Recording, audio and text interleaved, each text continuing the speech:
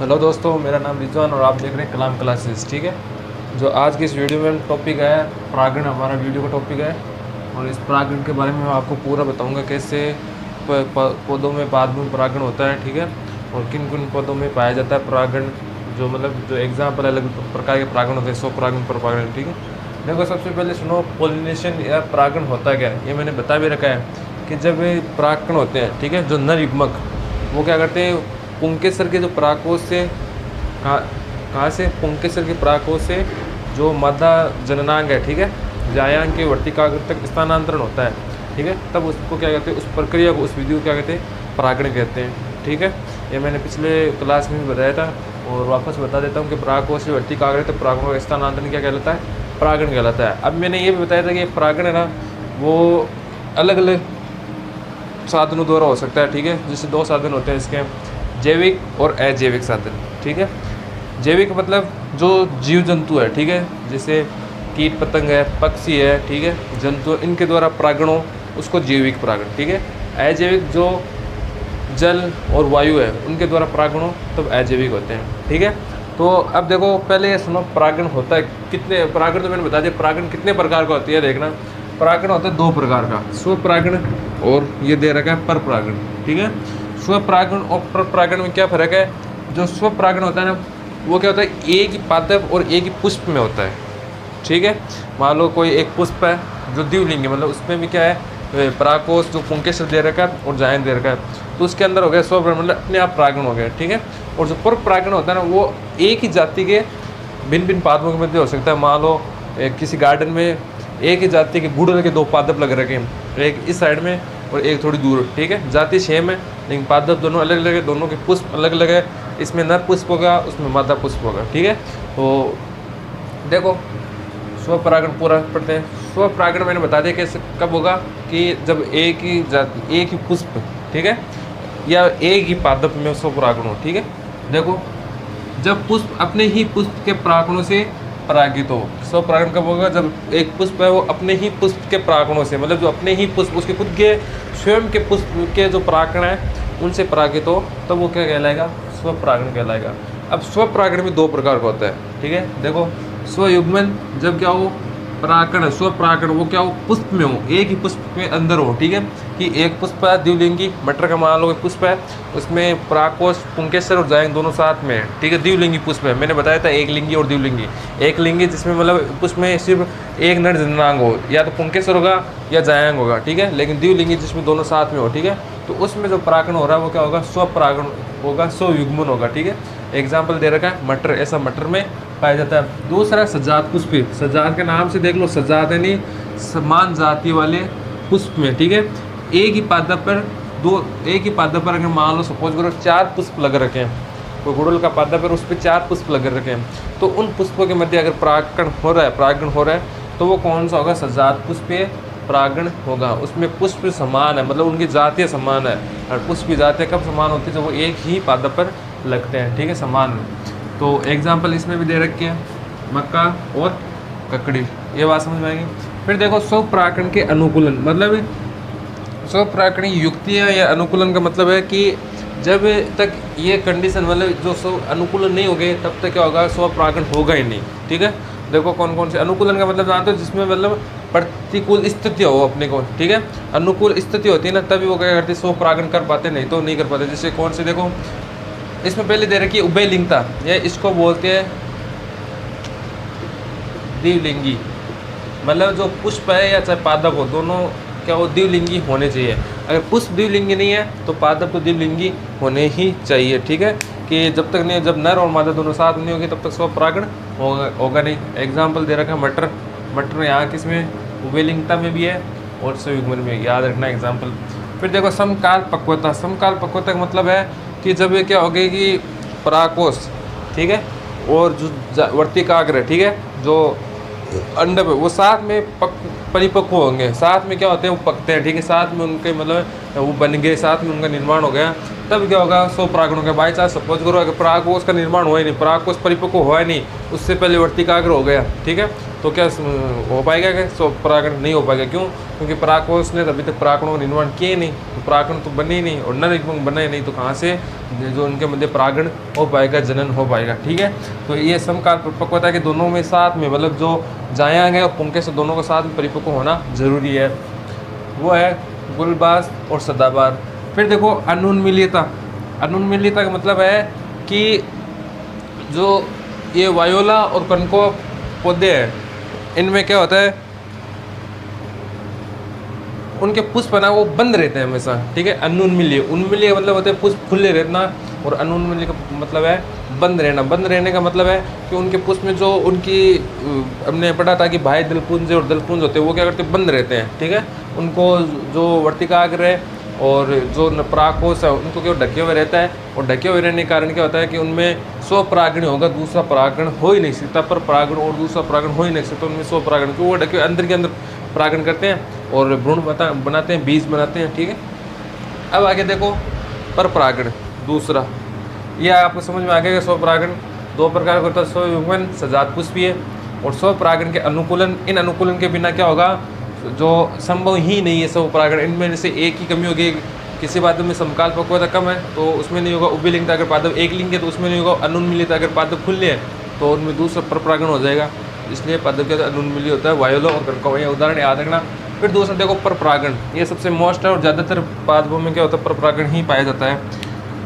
एक ही जाति के पादपों के मध्य, मैंने भी बताया था, पर परागण के पादप में जो पादप है ना, 2 पादप हो गए कम से कम, क्या हो गया 2 या 3, मतलब एक जाति सेम रहेगी, अलग अलग पादप होते हैं। मान लो कोई गुड़हल का पादप है तो 2-3 पादप हो गए, उनके मध्य परागण होता है। अब ये देखो जो पर परागण है ना, उनके अनुकूलन पढ़ते हैं या उनकी युक्तियाँ, मतलब इनके जो पर परागण की युक्तियाँ आएगी, सौबंध्यता है, उभयलिंगीय, ठीक है, इनमें भी जो इसके तरह क्या है अनुकूलन पाए जाते हैं, ठीक है। मैं आपको अभी बता देता हूँ कि कौन कौन से अनुकूलन है,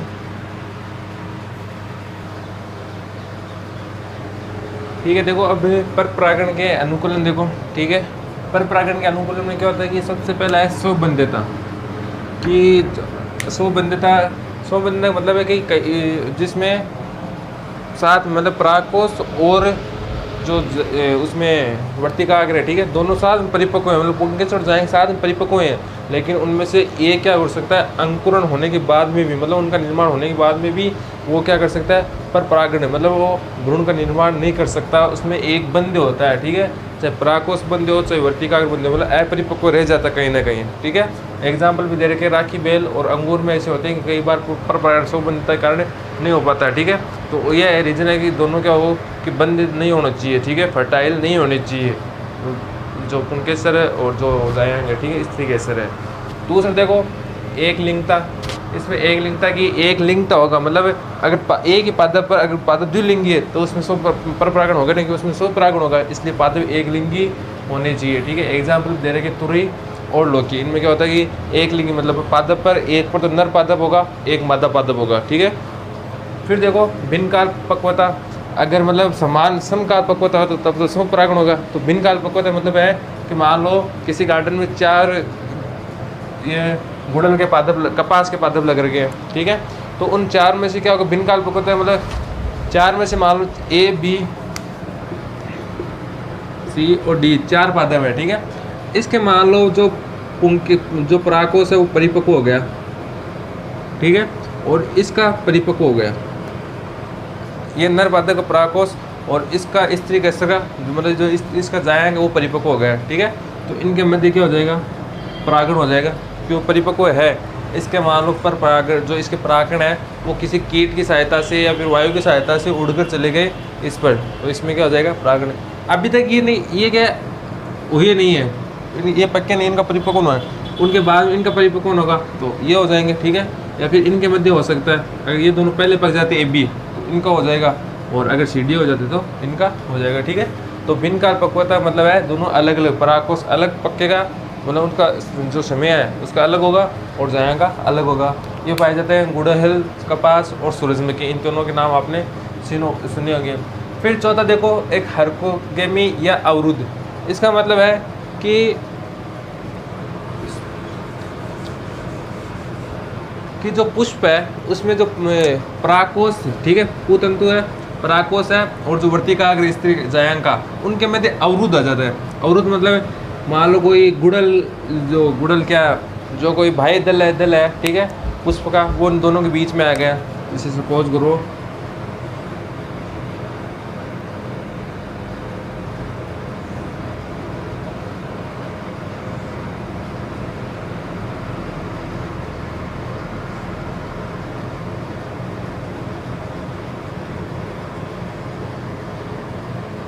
अब ये तो आपको पता है परागकोश है, और ये क्या है अंडक, जो ये वर्तिकाग्र, इसके परागण यहाँ पर गिरेंगे तब जो परागण होना था, लेकिन इसके बीच में क्या आ गया, कोई अवरोध आ गया, कोई अवरोध, ठीक है, बीच में चाहे कोई पेड़ की पर्ण भी आ जाए, चाहे बीच में कोई दलपुंज, भाई दलपुंज, कोई भी आ सकता है दलपुंज, ठीक है, इन दोनों के बीच में परागण हो ही नहीं रहा है, तो ये क्या हो सकता है, हरकोगेमी, मतलब उसके बीच में अवरुद्ध हो जाना, कलियारी।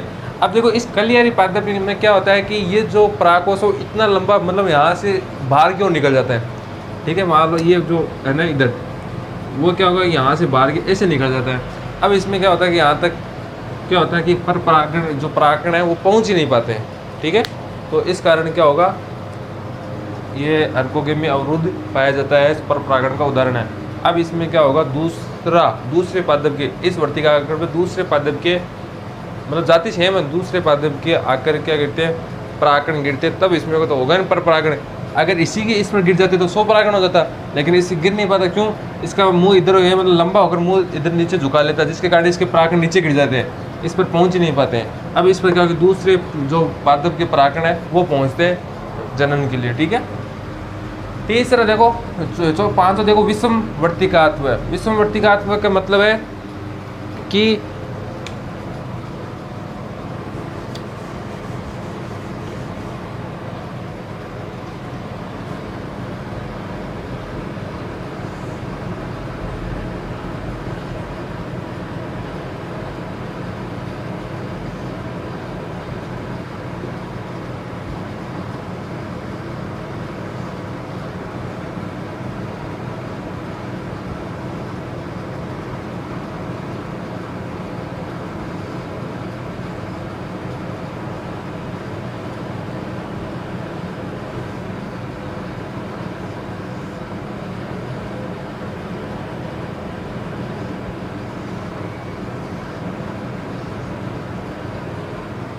अब सपोज करो कि बस विषम वर्तिकात्व का मतलब है कि जो उनके वर्तिका की साइज है वो अलग अलग हो जाएगी। कैसे कि जैसे इसमें वर्तिका है, वर्तिका ऊपर वाला भाग वर्तिकाग्र, बीच वाला वर्तिका, और ये अंडाशय, तो इसमें क्या होगा, छोटा, और इसमें साइज बड़ी, दोनों की साइज क्या होगी, डिफरेंट हो जाएगी। तो डिफरेंट होने के कारण क्या होता है कि ये जो बड़ा वाला पराग ये है, ये तो इससे क्या हो जाएगा, परागित हो जाएगा, मतलब इस परागकोश के जो परागण इसमें गिर जाएंगे साइज के अनुसार, फिर दोनों के सेम है, और ये इसके जो परागकोश है वह इस पर गिर जाएंगे, तो ये क्या हो जाएगा, पर परागण संपन्न हो जाएगा, विषम वर्तिकात्व पाया जाता है, ठीक है। अब पर परागण हो गया ना, मतलब ये सेम नहीं है, ये परागकोश अलग होगा, ये परागकोश इस अंडाशय का था लेकिन दूसरे पर हो रहा है, तो इस कारण क्या हो जाएगा, इसमें पर परागण हो जाएगा। अब देखो पर परागण की विधियाँ, पर परागण की विधियाँ कि किस पर कैसे कैसे किन विधियों में क्या होता है, पर परागण होता है। पहला सबसे मोस्ट दे रखा है वायु परागण। जो वायु द्वारा परागण होता है ना, वो क्या होता है कि उसके जो उस पादप के जो परागण होते हैं, वायु द्वारा परागण होगा, उस पादप के जो पोलन ग्रेन होते हैं वो क्या होते हैं, हल्के होते हैं, शुष्क होते हैं, हवा में जल्दी से इतने वजन में कम होते हैं कि हवा से क्या हो, आसानी से क्या हो, हवा के साथ, हवा के झोंके के साथ में क्या हो, वो उड़कर दूसरे पादप पर चले जाए। और ज़्यादातर ये क्या होता है, घास में होता है, जो घास के जो नर पादप है ना, नर पुष्प है, उससे परागण इतने हल्के होते हैं कि वो दूसरे घास के मादा पुष्प तक हवा के झोंके से पहुँच जाते हैं, ठीक है, वो होता है वायु परागण। और एग्जाम्पल भी दे रखा है घास। अब इनमें कुछ अनुकूलन पाया जाता है वायु द्वारा जो परागित पुष्प होते हैं ना, कैसे कि जब टाइप है ना पादप, उसमें जो उसका वर्तिकाग्र है ना, वर्तिका, वो क्या होता है, ब्रुश की सहायता से होता है। ब्रुश आपने देखा होगा कि जो आपका टूथपेस्ट ब्रुश है, ऐसे ब्रुश की सहायता से रोमिल उसमें निकले हुए रहते हैं, वो ब्रश क्या करता है, हवा में ऐसे लहराता, आपने देखा होगा कई पादपों खेतों में देखा होगा, लहराता रहता है, जैसे कोई परागकण उसके पास में से गुजरता हवा में बहत उड़ता हुआ, तो उसको पकड़ लेता है और ठीक है, और आगे की क्रिया संपन्न हो जाता है। अब देखो ये वायु द्वारा परागण हो गए। फिर देखो जल परागण। अब जल परागण क्या होता है, दो प्रकार का होता है। जल परागण सिंपल सी बात है, जल परागण क्या होता है, जिसमें जिन परागणों का स्थानांतरण जल की सहायता से हो वो जल परागण, और जिनमें वायु की सहायता से हो वायु परागण। तो जल परागण दो प्रकार का, अधोजल और अधिजल। अधोजल मतलब जल के ऊपर हो, ऊपर का मतलब क्या आता है कि ये जो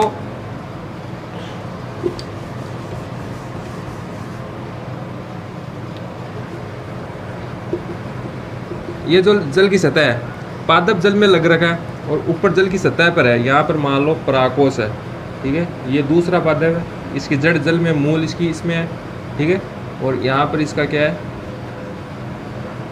ये यहाँ पर क्या हो जाएगा, परागण है तो जल के बाहर, ठीक है, और ऐसे उड़ के नहीं, ठीक है ना। मान लो ये यहाँ पर होते हैं और यहाँ जल की सहायता से क्या होता है, परागण हो गए, मान लो ये पराग को छोड़ देगा और परागण इधर चले जाएंगे, ठीक है। अधोजल, अधिजल क्या होता है, उसमें जो परागण होता है वो जल के नीचे होगा। जल की सतह में क्या होगा कि जो पौधे लग रखे होंगे उनमें क्या होता है, जल की सतह, जल के नीचे सतह क्या होगा, नर पादप होगा और मादा पादप होगा, उनके मध्य क्या होता है, परागण संपन्न होता है। अब देखो ये हो गया, अधोजल तो पाया जाता है जोस्टेरा में, अधिजल पाया जाता है वेलिस्नेरिया में। अब एक बात और ध्यान में रखना कि जो मीरोफिलम और जो निम्फिया पादप है, इनमें क्या होता है कि पादप तो जल में लग रखे हैं, जैसे यहाँ पर मान लो ये पादप लग रखा है, ठीक है, लेकिन इसका जो परागकोश है वो जल की सतह से काफ़ी ऊपर है। तो यहाँ पर क्या होता है कि जैसे हवा चली, इसके परागकोश से परागकण जड़े और दूसरे पादप जो जल के बाहर है, लग रखा तो जल के पेंदे में, लेकिन उसका परागकोश इतना लंबा होकर जल की सतह से बाहर आ जाता है, ठीक है। तो उनमें क्या होगा कि उसके जो परागकणों स्थानांतरण कहाँ हो गया, वहाँ पर हो गया वर्तिकाग्र। और दूसरा है निम्फिया में क्या होता है, कीट में, इसमें क्या होगा, ये परागकोश है, इसमें जो कीट होगा और उस कीट की सहायता से क्या होता है, दूसरे पादप के जो वर्तिकार है उस तक क्या होता था, परागण संपन्न होता है। फिर देखो तीसरा जो है विधि कीट परागित। कीट परागित में क्या होता है कि ज़्यादातर एंजियोस्पर्म, जितने भी एंजियोस्पर्म पादप हैं उनमें 80% एंजियोस्पर्म पादपों में क्या होता है, कीटों द्वारा परागण होता है। इसमें क्या होता है, जो कीट पतंग है, मधुमक्खी है या जो भंवरे हैं, ठीक है, कीट पतंगों की सहायता से क्या होता है कि परागण संपन्न होता है। ये मैंने बताया था पोलन कीट में कि जो परागकण है वो क्या होते हैं कि एक तो उनका रंग और जो उनकी सुगंध है वो बहुत बढ़िया होती है, ताकि कि वो कीट आकर्षित, मधुमक्खियाँ उनके पास आकर्षित हो, और फिर वो बदले में क्या करते हैं, शहद, ठीक है, पर बदले में क्या करते हैं, शहद उत्पन्न कराते हैं पादप उनको, ताकि क्या वो मधुमक्खियाँ वगैरह उनको आकर्षित हो और परागण क्रिया संपन्न कराएं। एग्जाम्पल दे रखे सरसों, सलाइवा, आग। ऐसे चौथा और पांचवा जो है पक्षी और चमगादड़, सेम से ही है, ज़्यादा फर्क है नहीं। इनमें क्या होता है कि ज़्यादातर जो पादप के जो पुष्प है ना वो घोंसले जैसे होते हैं, ताकि उनमें क्या हो कि बड़े, मतलब साइज़ में बड़े होंगे, ताकि क्या वो पुष्प जो पक्षी है अपने घर बना सके, आवास बना सके उन घोंसलों में, ठीक है, और उन पुष्पों में, ताकि क्या हो, अब जैसे मान लो कोई नलिकाकार है, ठीक है, जैसे कोई पाइप के आकार का है या कोई ऐसे प्याला आकार है, इसमें क्या होगा कि जो पक्षी वो अपना घोंसला बनाएगा और जैसे वो अंदर प्रवेश करता है उस पर परागकण चिपक जाते हैं, वो दूसरे उसी पादप के क्या हो जाते हैं, जाएगा पुष्प में, वहाँ पर वो परागकण को छोड़ देगा और वहाँ पर परागकण की क्रिया संपन्न होती है। कोई पहले नुमा, जैसे तंबाकू का पादप है उसमें पहले नुमा होता है, उसका पुष्प, उसमें पक्षी अपना घोंसला बनाते हैं, वहाँ से परागकण अपने शरीर के चिपकाते हैं और दूसरे पुष्प तक, पादप तक पहुँचा देते हैं, ठीक है। और इसके जो एग्जाम्पल है वो है गुंजन पक्षी, जो पक्षी करवाते हैं, शक्करकोरा होता है, ठीक है, और नेकोरिना होता है, ये पक्षी करवाते हैं। फिर देखो चमगादड़, जिसमें चमगादड़ को रहते हैं, इसमें एक एग्जाम्पल है आपके जो चमगादड़ में बालम खीरा, ठीक है, बालम खीरा में क्या होता है, चमगादड़ द्वारा परागण होता है, ठीक है। तब तक अगले वीडियो में आपको पढ़ाएंगे इसके बारे में, निषेचन के बारे में। निषेचन होता है क्या, भ्रूणपोष क्या होता है, भ्रूणकोष के बारे में पढ़ लिया, भ्रूणपोष के बारे में पढ़ेंगे, ठीक है, जो भ्रूण को पोषण प्रदान करता है, ठीक। Thank you.